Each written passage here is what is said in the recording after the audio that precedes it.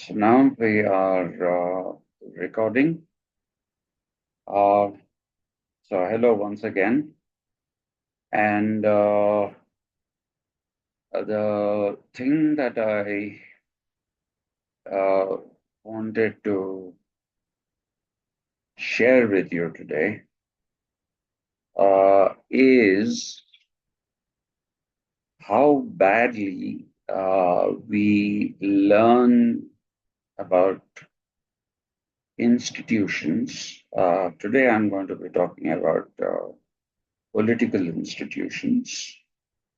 Uh, we learn how badly we know about them.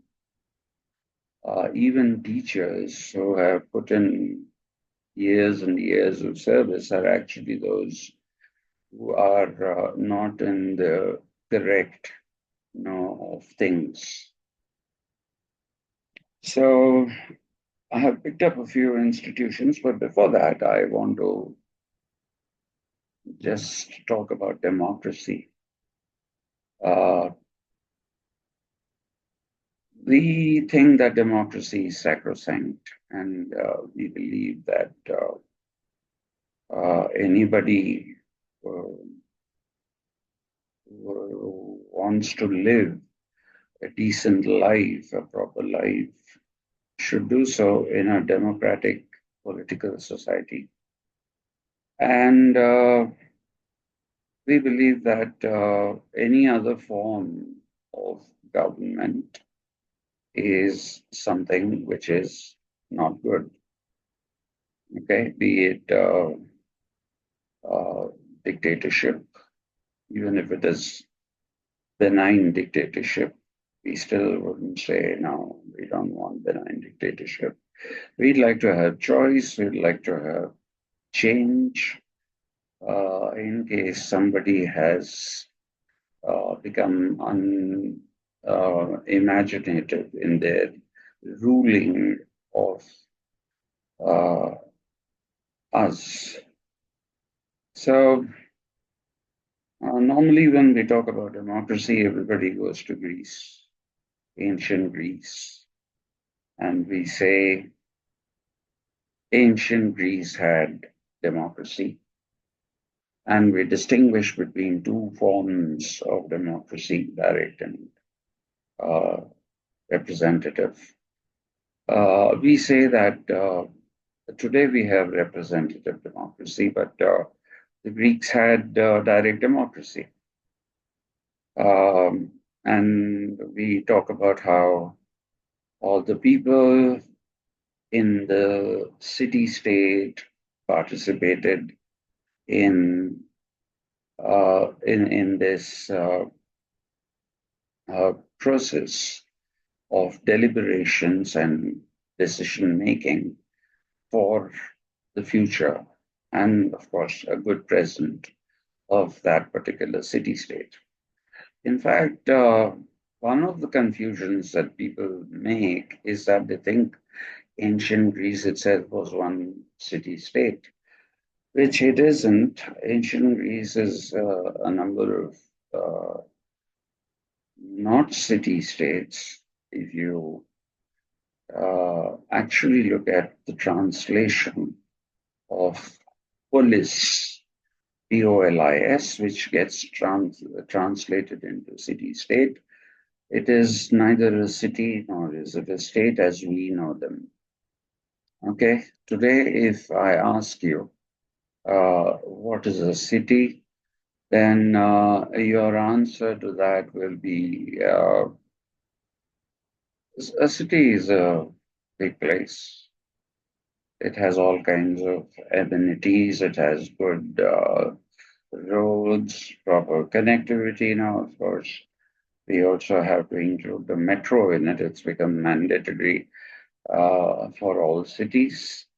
And so we say we need these things, and we also need a railway that takes us from one place to another.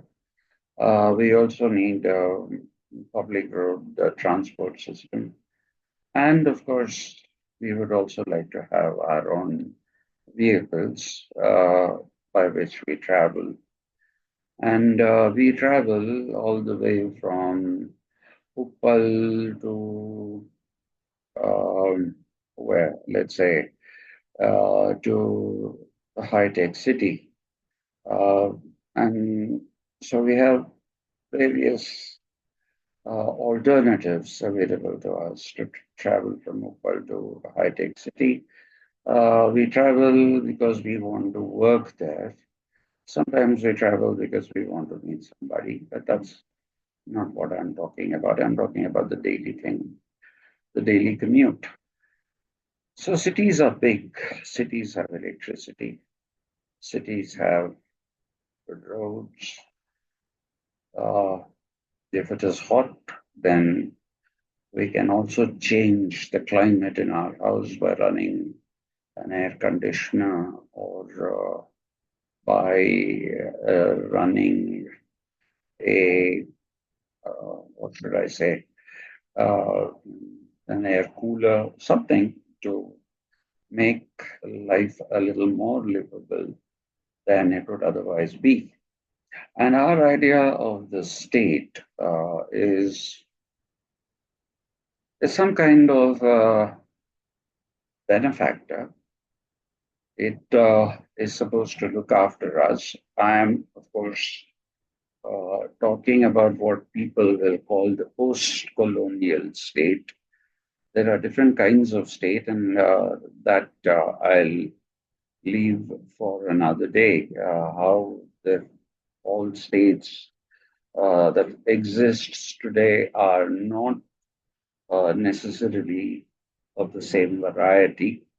They are of different varieties. Our state, for example, is post-colonial.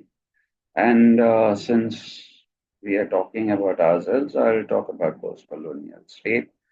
We look at the state as somebody who looks after us. Okay, a state which is like a parent. I'm not using words like father, mother, because then people will say this is patriarchal, this is matriarchal, and that would be taking the discussion away from where it should be. So I'll just say a parent who looks after you, uh, gives you things when you do well, and will also not hesitate to punish you just in case uh, you are truant. So if you look at the state, we look at it as many different things. It has to take care of our welfare.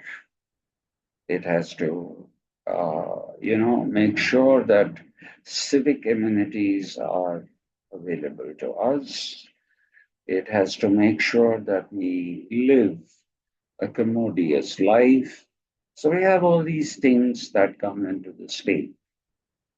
And the city state is not any of this. It is, first of all, not a city as we know it. It is not something that has contiguous areas, that is, areas connected to one another. It is actually the police, I'm sorry, that I shouldn't have said city state. Uh, the police actually is a group of remote villages, all of which do not have contiguity, and they also do not have, uh, what should I say, they also do not have a need to interact with each other on a daily basis. Okay, and one gentleman whose lecture I heard, uh, no, I'll go to that a little later.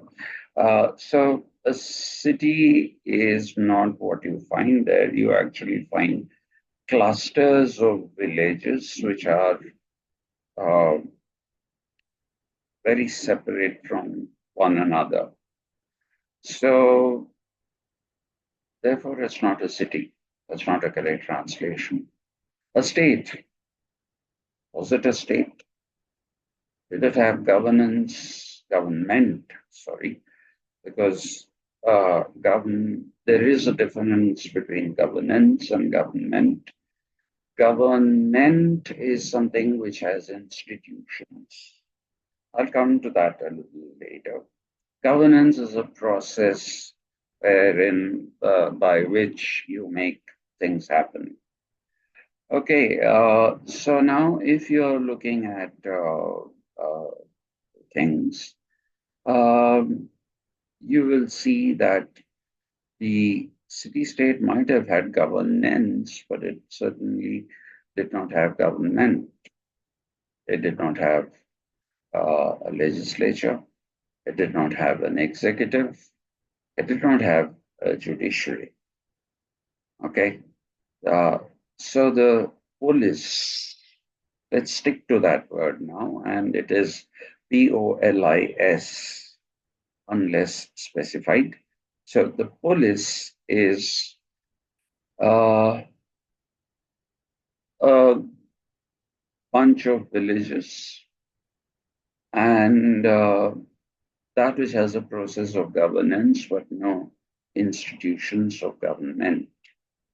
Now, if we talk about govern, government, governance, then we also have to identify who is involved in the process of the governance. Now, we are told that it is direct democracy, so everybody is uh, involved in the process of governance, but that is not true.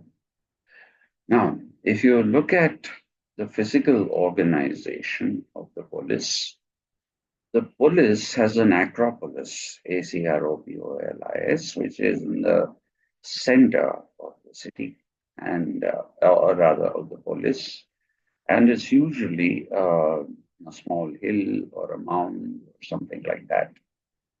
And people from the various villages, they gathered there at the Acropolis for discussions regarding the governance of the polis. Now, who were these people? Were they all the people? No, they were not all people. Okay, because the Greeks divided people roughly into three categories. They divided them into what we are told are citizens and what we are told are denizens, that is the second category, and the third is slaves. Now, unfortunately, we do not have the Greek words for denizens and slaves, so we have to continue to use these words only. But we do have a word for citizen, which is in Greek, politai, Politai, politai. Politai is the basic, what should I say, the creamy layer, the aristocrats of each of the villages, and they would gather together and they would take decisions for everyone. So the Politai are the ones who have the right of governance and the right to take decisions for everyone. Denizens are those who are people who come from other places. Like, for example, one of the highlights is Aristotle himself. Aristotle was not from Athens, though he studied and lived most of his life in Athens. Uh, Not all of it. He was also in Macedonia as the tutor to the great Greek emperor. Alexander. And so Aristotle was originally from Stagira, the polis called Stagira. And it's from there that he came to Athens to study in Plato's academy. Okay, so he would not be considered a politai because he's an outsider. Okay, he's an outsider, so he wouldn't be called a politai. Now, the politai are the ones who can take decisions and no one else. No one else can actually take the decisions. So, if you look at it that way, then what we actually find is that now I can see better without the glasses. Yeah, so if we basically look at the politai, they are taking the decisions, and those decisions are binding on the rest of the people. Okay, and the slaves that the Greeks kept are not the kind of slaves that the Romans later or people in the West Asian region of today kept. The slaves here were very different. I'm not going to go into that right now. I just want to tell you they were different. If you ever are interested in looking at different forms of slavery, we can look at that one also, but not now. Yeah, so these are people who will have to abide by the decisions taken by the politai, who are what we are calling citizens in English, which is wrong. We should be calling them politai because today, social science and language, if you look at them, they have moved to a stage where you say, if you do not find an accurate, if you do not find an accurate translation for one word from one language into another, then the best thing to do is explain the original word in detail once and then continue to use the original form itself. Okay, so another one of the casualties of what should I say of this process of translation is Plato's book, The Republic. The Republic was not the Republic. The Greeks didn't have a republic. We have a republic today. And they were ancient Indian republics. There were a few ancient Greek republics as well, but that I'm not going to get into. Plato was writing a book which in Greek is simply politia. Okay, Politie,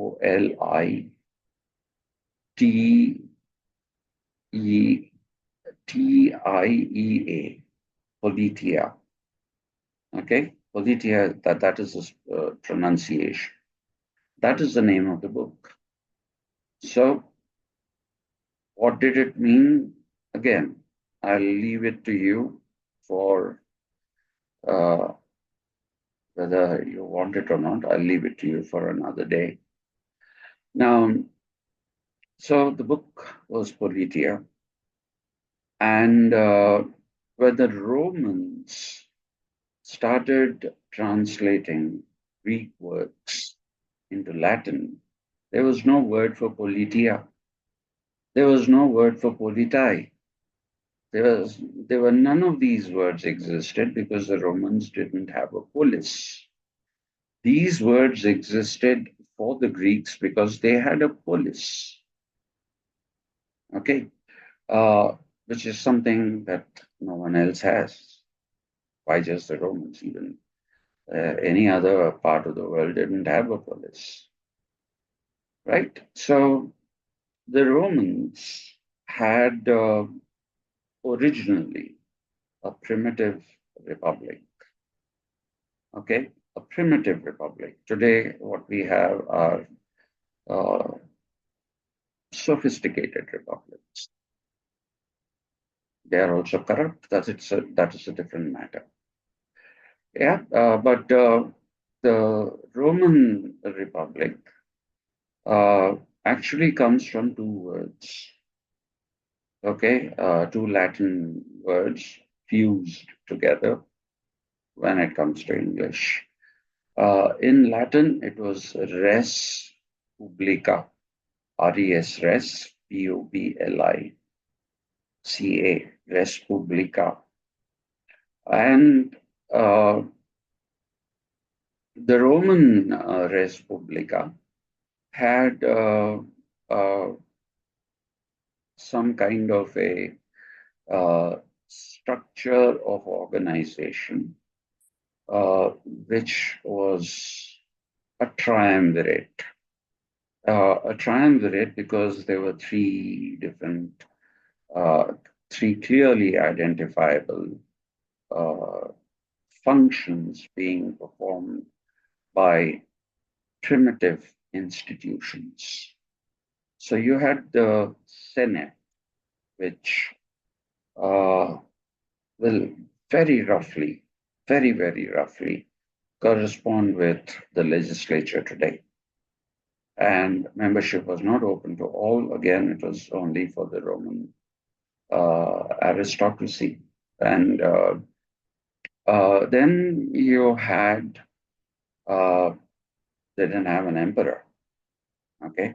They only had a king who would be today's executive, very roughly speaking, because it was up to him to rule uh, based upon the inputs that from um, uh, people got from the Senate. And then you had the third, this thing which was the magistrates. Uh, the magistrates were eminent people. There was jurisprudence in Rome. So the Romans were the ones who started codified laws, which led to jurisprudence, and today we have a constitution. All that is basically because of the Romans and their jurisprudence. If you look at Rome, you don't find philosophers there. You don't find too many philosophers like Plato, Aristotle, Socrates. You don't find what you find are people who are, uh, clearly looking at codification of laws. The best uh, example of that is Cicero. So Cicero can also be, in a manner of speaking, be described as uh,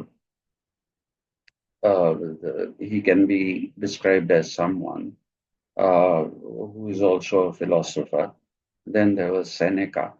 But most of these people, they were either working with uh, jurisprudence or people like Virgil, who were working with grammar of the Latin language. Now, Virgil is to Latin what Panini is to Sanskrit. Okay, and so we had these people there and that, and what we actually find is that this triumvirate used to rule the res publica. This was till Julius Caesar came on to the scene, He went and became the king. And what he did is he destroyed, practically destroyed, the other two institutions, the magistrates and the Senate. Okay, he, for all practical purposes, destroyed them. He became an emperor. And by the way, Caesar, which we say is Tsar in Russian, Kaiser in German, and Caesar in Latin, they are rulers. No, it was actually his name. His full name was Julius Caesar.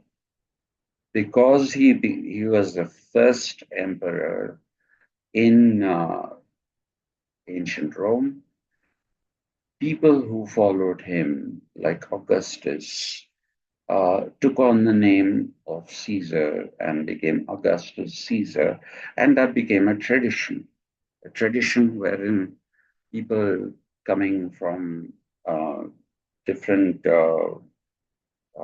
coming in from different backgrounds um, would become emperors, and Rome would become an all-conquering empire. The ancient Roman Empire was bigger than anything that existed uh, till today. Okay, even today, there's no comparison to the empire that the Romans had.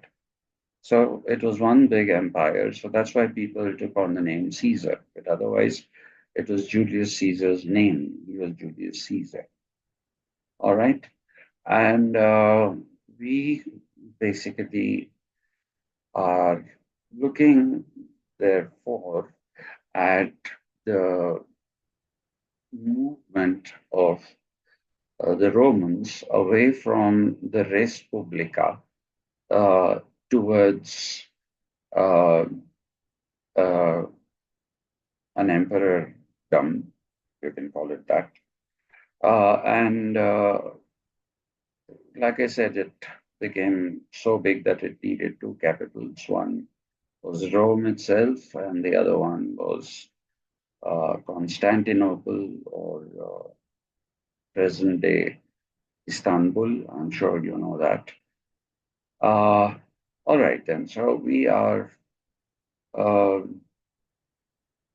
we are basically looking at these things, and what we find is Sir, 1 second. Can you explain how there was? I mean, I just missed understanding something. You said in Rome there was the Res Publica, the Triumvirate. The three of them. One is the Senate, the Magistrate, and the third one. the king. Okay, so the king was there. He just. Actually, he was a prince, not really a king. They used to call them princes. The term king came much later. So Julius Caesar fits into this in what way? As in, like he was, um, he in all purposes replaced the Triumvirate in a way, but No, he was, they had some kind of an election, even for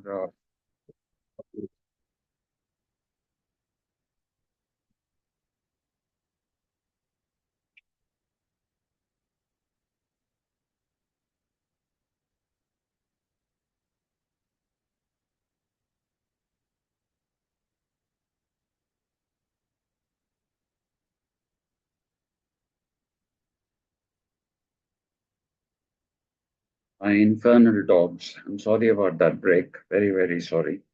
Yeah, so they had some kind of a primitive election of a leader.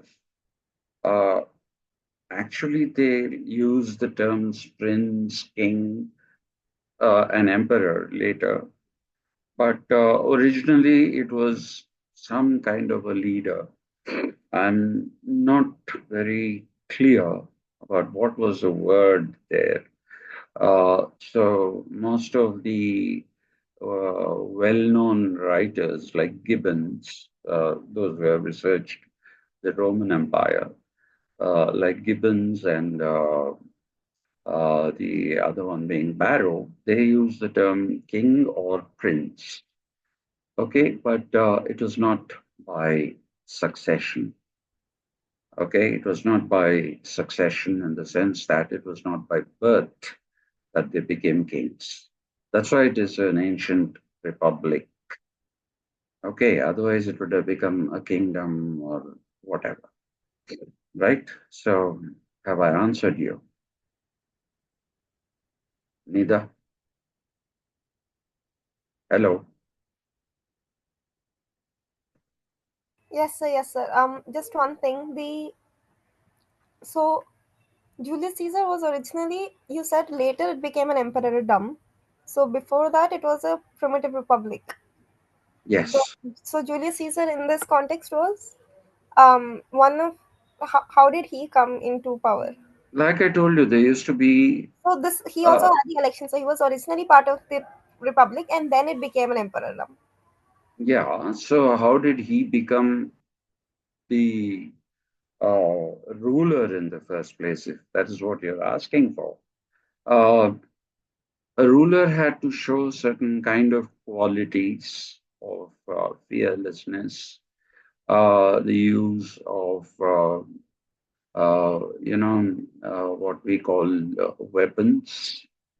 They used to do all that. Okay, so they had to stand out amongst the group, and then after there being some kind of an informal competition, the one that acquitted himself best would become the ruler. And like I said, Caesar converted this into an emperor, if you like.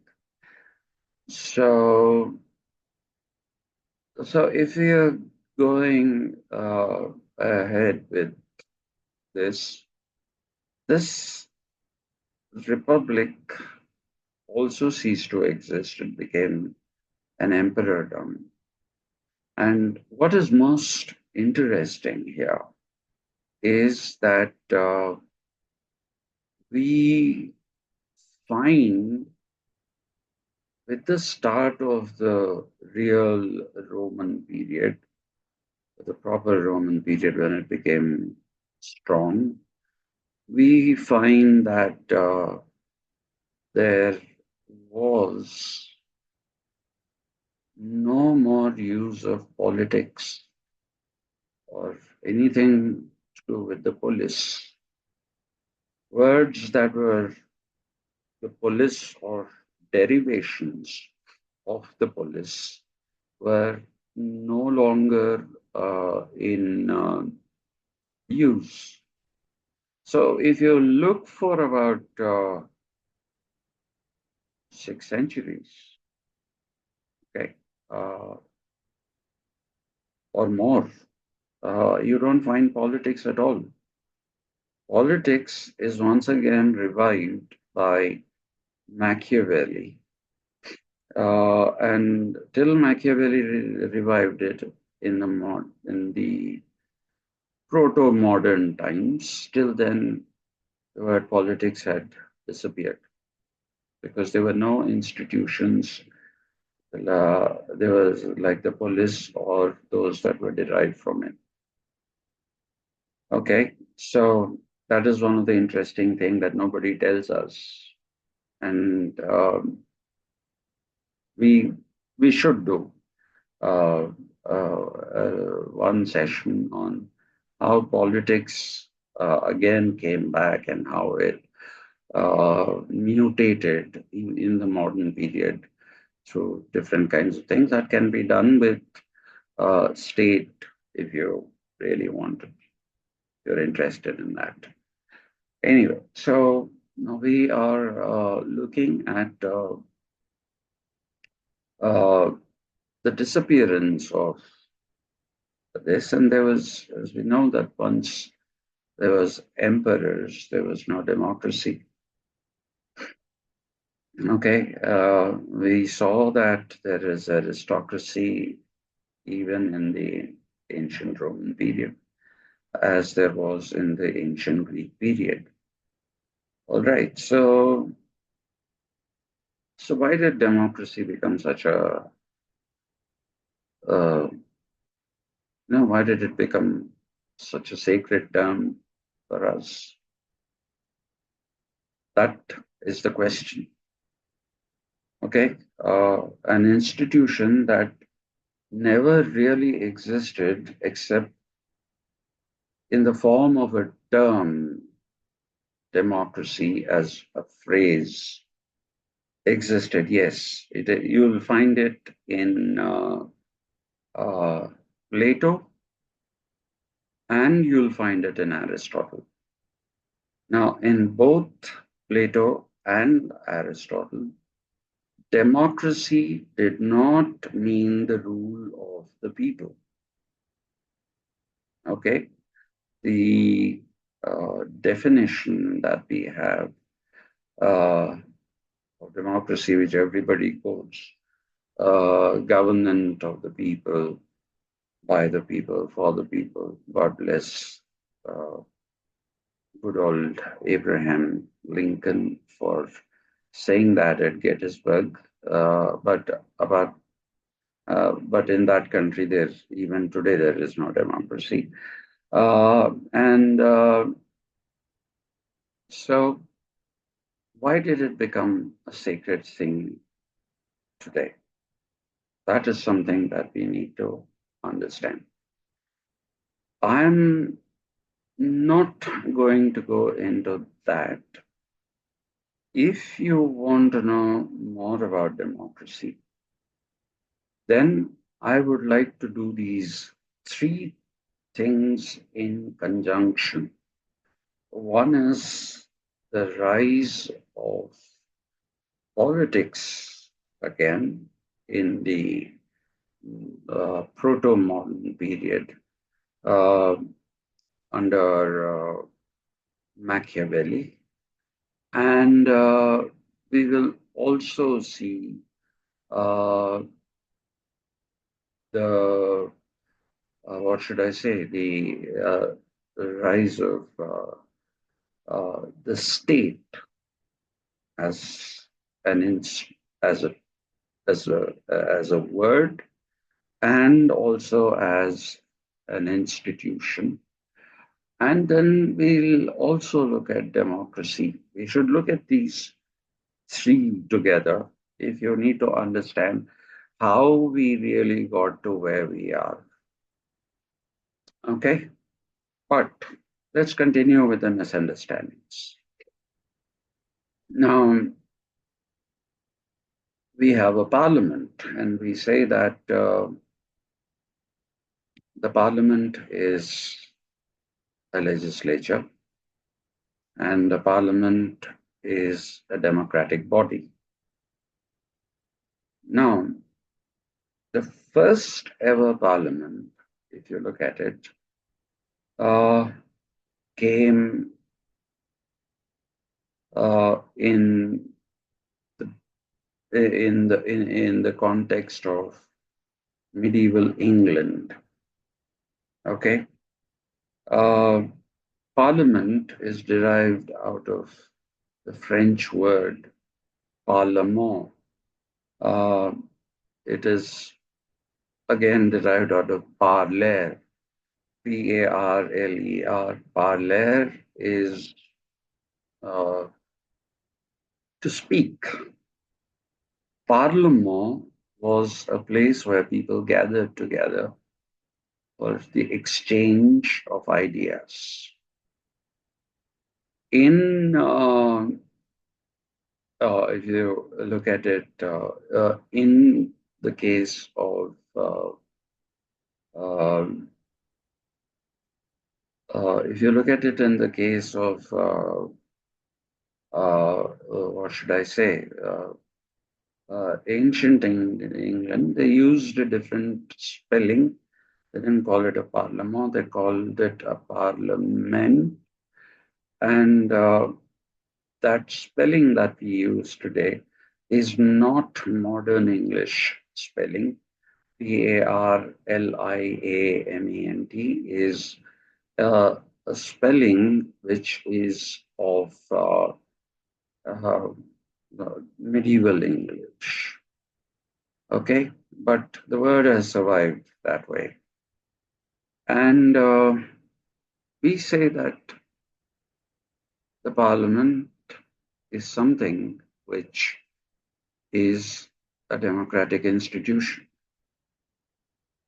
Okay, where people are elected and representatives are elected and they govern. Which was the first parliament? Obviously, we are talking about England, so that was the first parliament. But when did it come into being? It came into being in the year 1066 CE, Common Era. I'm using that uh, language, not using Anno Domini. So CE, right? So 10 CE or 11 CE, it would be, uh, is when Parliament came into being in England, the mother of all parliaments. Among various descriptions, this is yet another of those. So the question that comes up is, was there democracy in England in 1066 AD or CE? Was there any kind of democracy? There wasn't. Okay, there wasn't. And what existed then was kingdoms, different kingdoms. England had its own kingdom, Scotland had its own kingdom, Wales had its own kingdoms. So there were kings ruling. So who set the parliament up? The answer to that is the parliament was set up by the feudal lords of England. Okay, and in your intermediate and elsewhere in your 10th class and all, you must have gone through this idea that there are two kinds of parliament. One is a unicameral parliament, and the other is a bicameral parliament. Uh, we say camerum is a chamber or house. So one house is unicameral and two houses is bicameral. So one house is suited for countries which are small, and two houses are required for countries which are large, right? That is basically what we are told. At least I was told when I was going to school and intermediate college. Now, the bicameral parliament came into being in, what should I say? It came into being in the year 1341 CE. Okay, till then there was only one parliament, one chamber, but by 1341 it became two houses.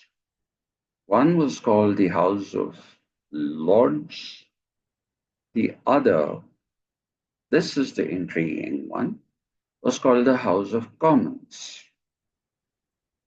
Was there democracy? Was there voting at that particular time? There wasn't. In England, full adult franchise happened only in 1928. That is when the women were finally allowed to vote. The men started voting in the 1870s. right? Till then, there was no voting at all. So, how are we claiming that this is House of Commons? There are no common people there because today, if you ask anyone, why is it called the House of Commons? It is because there are common people there. And we have, in our own country, successfully translated Rajya Sabha, Lords, House of Lords into Rajya Sabha, and the House of Commons into Lok Sabha, common people.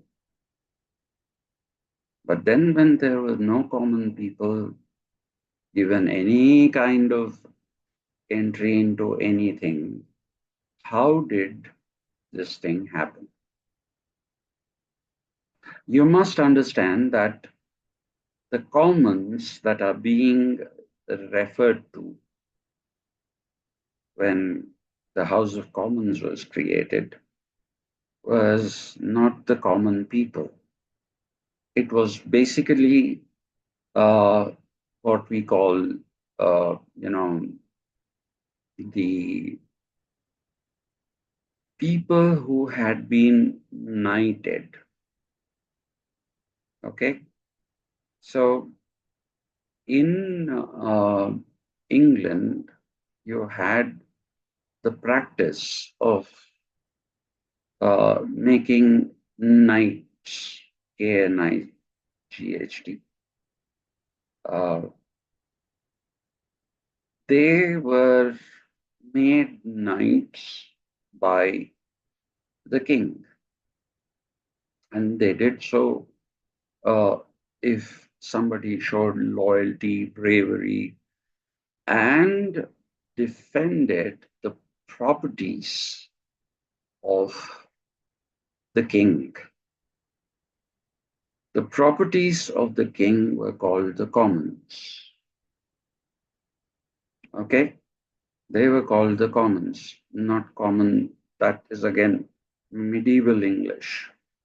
It's not modern English where commons are common people. Commonwealth still exists. We are a part of it, though it's only there for nominal reasons. Uh, where is the, uh, what should I say? Where is the idea uh, of commons coming from? It's coming from the properties of the king. India was a part of the Commonwealth when not when it was under the rule of the British East India Company, but when it came under the rule of uh, the Viceroy of England. The Governor General was no longer called the Governor General, he was now called the Viceroy, and the Viceroy was the direct representative of the Crown of England. Okay, that is what we need to know. Okay, so these commons then were people who were knighted. So there were two parallel hierarchies. Well,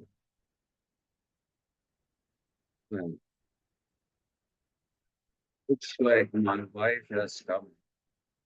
So they trumpet like elephants when somebody, these animals. Thank you. Sorry about that disturbance again. Yeah, if you're looking at the two parallel hierarchies, one hierarchy was those who were born lords. Okay, that was lineage. And these people said they had blood. The lords basically claimed that they had blue blood. So many people use that uh, expression even today. Where are you from? I'm a blue blooded Hyderabadi, which means I have lived all my life in Hyderabad. I have imbibed everything that Hyderabad has to offer. So the blue blood now is a metaphor, of course, but in those days it was not a metaphor, it was almost literally the actual color of the blood of the lords.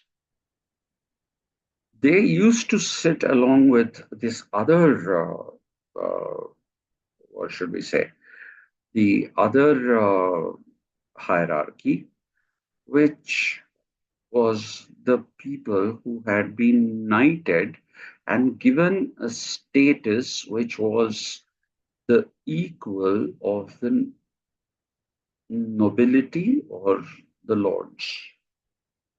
Okay, so what was their status? Uh, their status is like this. The, depending upon the contribution that they made, the thing went from a member of uh, the British, uh, later on it became empire, but at that time it was British king, a British kingdom. Then it was order of the British kingdom, commander of the British kingdom, and finally it ended in Sir, SIR, which we use on everyone and everyone. The Sir is actually even today a title. That is something which is supposed to have been given to somebody with an elaborate process. If you've seen the Johnny English films, you will see that there is this whole thing where you take the knife and you put it on the right shoulder. The person is kneeling, and you put that thing on the knife, a sword, sorry, on the shoulder, and you say, you are now Sir so and so, rise. That is a practice. So these are not blue blooded people. These are people who have been given a status by the king. Okay, and the parliament and the king were always fighting with each other. The Magna Carta is actually a document which is an agreement between the lords, the nobles, that is, and the king about who has how much power in revenue collection. So the Magna Carta, again, please do not think of it as somebody will tell you which is one of the first documents or which is like a constitution. And lo and behold, you say Magna Carta. And in Osmania University, people are also taught that human rights can be traced back to Magna Carta. No, they cannot. Magna Carta was an understanding between the king and the nobility about the sharing of revenue, who taxed whom and for how much. That was the thing. Okay, now here those who had been knighted by the king could obviously not take the side of the feudal lords who were born lords. Okay, so that is the reason why that thing split into two. That is the reason why it split into two and it became House of Commons. That is what those people who are taking care of the properties of the king, and the lords who are by birth lords. Peerages, that is actually the word for it. Okay, and so that is how we had bicameralism in England. In America, when it decided to go for what it called a democracy, it looked back to Rome. Okay, it looked back to Rome and it borrowed the Senate, the nomenclature of the Senate for one house, and the other house was called the House of Representatives. Together, they were called the Congress. They are still called the Congress. Okay, now please remember one thing. When this whole idea of two, uh, what should we say, two houses of the parliament came up uh, into being in the United States, it happened because there were already colonies. Unlike us, we had the creation of an India first, modern India, I'm talking about the country that we live in today. We had the creation of the whole first, and then we had an SRC, the States Reorganization Committee, which, you know, made the units that existed in the whole. Okay, but this is a process that you do not find in America. In America, if you go to Delaware, for example, it's the smallest state. If you go to Texas, it's one of the biggest states. California, one of the biggest states. Now, if you had elections to people, to these, uh, state assemblies, there they call them parliaments only. And if they sent elected representatives to the union, then the fear that states like Delaware had was that they'll be gobbled up by uh, the bigger states, because the bigger states would have more number of representatives. Because please remember, the second house, which is the House of Representatives in the USA, uh, is actually constituted on the basis of the population of the state that uh, is sending its representatives.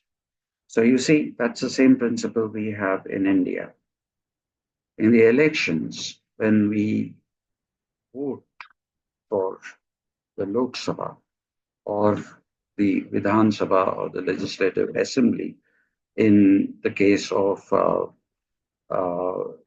the states, we basically have proportional representation. Okay. Uh, the Lords, which is Rajya Sabha, we have replaced it with indirect elections. And again, that also, in some way or the other, reflects a pared down hierarchy of numbers. Okay. Now, if you are looking at the Americans, they didn't do that. They said the upper house is the Senate, and the Senate will have two members from every state. Okay, and whatever is passed by the House of Representatives has to be ratified by the upper house, which is the Senate. Okay, and there every state has only two members. All right, so that for them checks and balances what you would have done when you studied separation of powers. That came from there. Okay. Now, Look at the nomenclature in England. The upper house is a House of Lords. The lower house is a House of Commons. But who has the power today? Same thing in India. The upper house is the Rajya Sabha. The lower house is the Lok Sabha. Who wields the power? Which house wields the power? The lower house, right? And if it is the lower house wielding the power, why is it called the lower house? Technically, if it is wielding power, then it should be called upper house, right? Why are we calling it lower house? In England, at one time, the whole idea of an upper house was that the House of Lords and the House of Commons, even when it had knights representing, they were considered inferior. So any kind of legislation that had to be carried out, much later I'm talking about, any kind of legislation that had to be carried about had to have the approval of the House of Lords. Okay, but it is by a strange quirk of history that the lower house became more powerful. In the 1870s, 1872, when the upper house was stalling the passing of laws or passing of bills and making them into laws, the lower house, which had by then become, which had started becoming a truly common lower house, of common people, it hadn't yet become fully. They passed a resolution saying that we will send a bill to the upper house. It can reject it once. And if it rejects it the second time, and if it is passed again by the lower house, irrespective of the green signal to that, it would become a law. Now, you might ask, suddenly, how did the lower house become so powerful that it took away the powers from the lords? If you have to understand that, then you have to do another story. And that story is the story of how Britain became a democracy. How did it become a democracy? How did it get its legal system? All those things are yet another story. Okay? If you're interested, let me know. I'll do that as well. But till now, what you need to understand is that the upper house was in confrontation with the king and for powers. And when the king wanted to have more powers for himself in this conflict, what he did is he took the support of the lower house. He took the support of the lower house, as a result of which the lower house became more powerful. All right.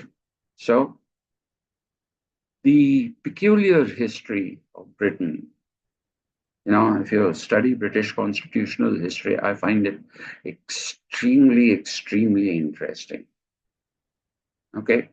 It is all because of the fact that there have been number of dynasties.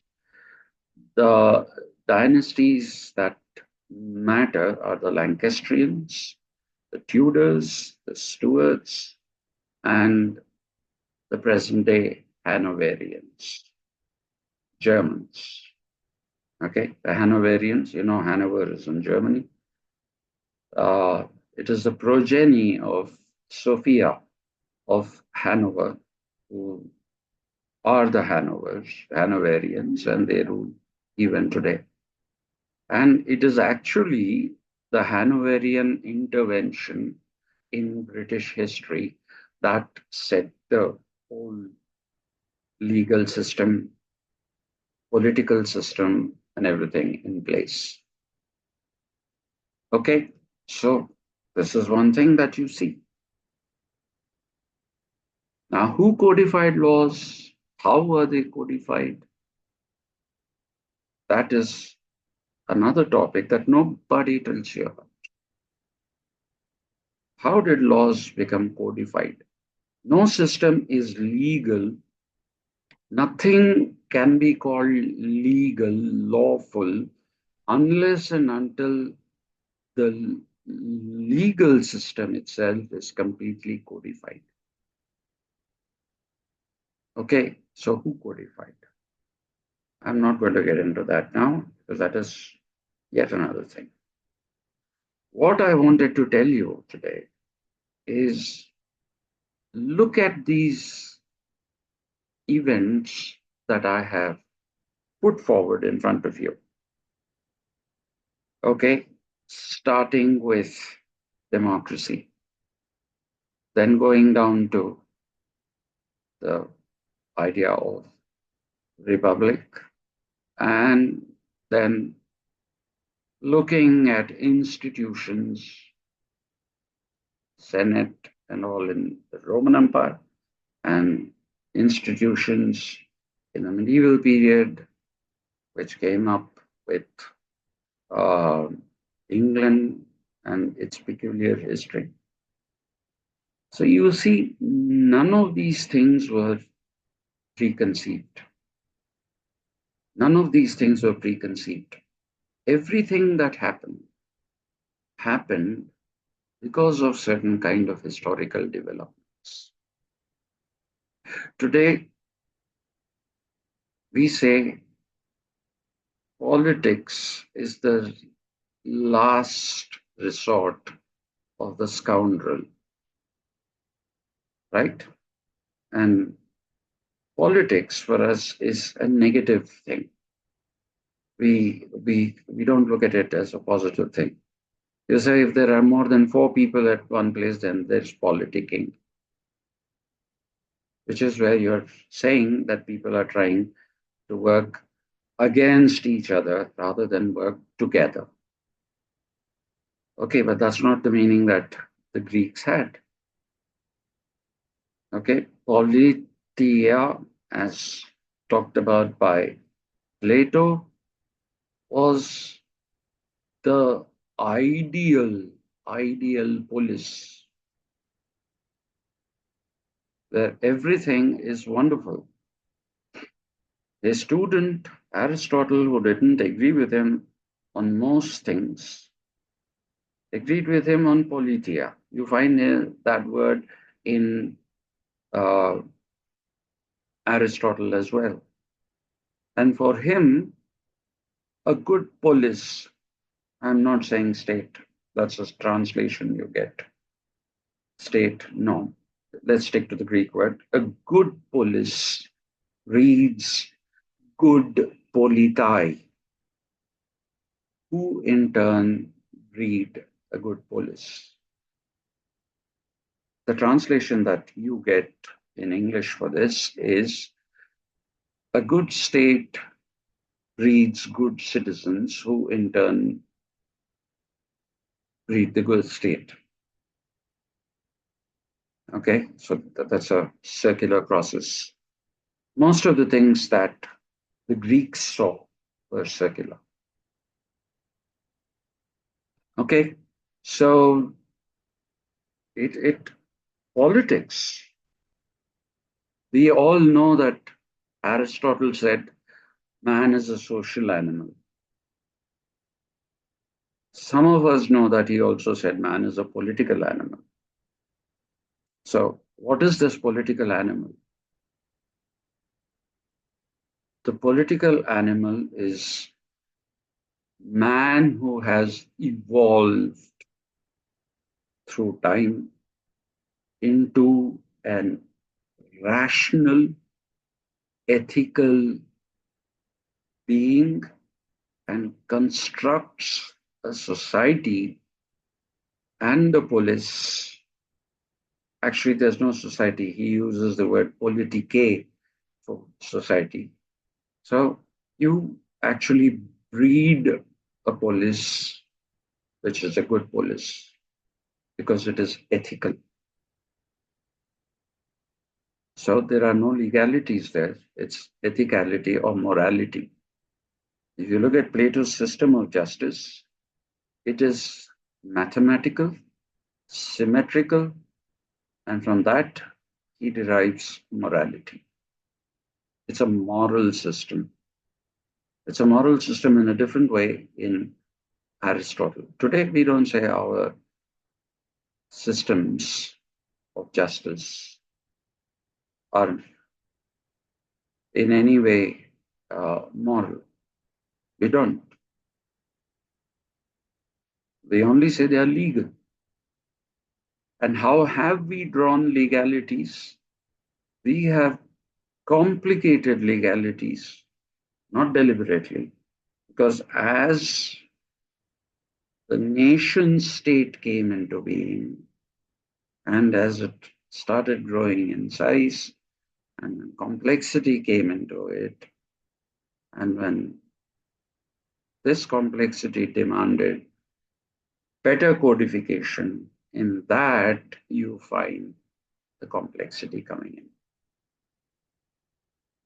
So I just wanted to talk to you about this today. I thought perhaps it'll get you interested in some of the things.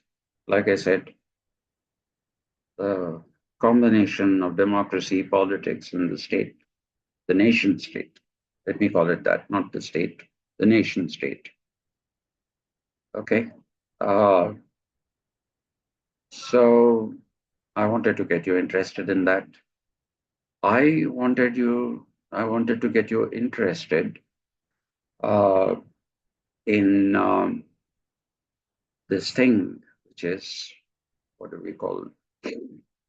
The history of England, which shaped democracy. Should also look at the bit of history of France, because true democracy perhaps came from France. It didn't come from England.